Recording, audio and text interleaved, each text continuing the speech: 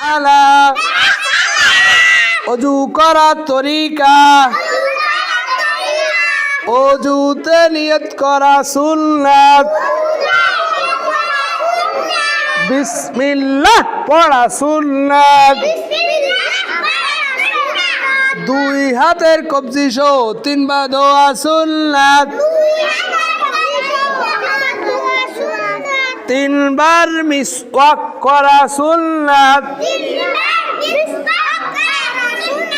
তিনবার কুলি করা সুন্নাত তিনবার নাকে পানি দেওয়া সুন্নাত তিনবার সমস্ত মুখ তিনবার দেওয়া সুন্নাত দুই হাতের আঙ্গুলি খিলাল করা সুন্নাত দুই হাতে কনুষ তিনবার দেওয়া সুন্নাত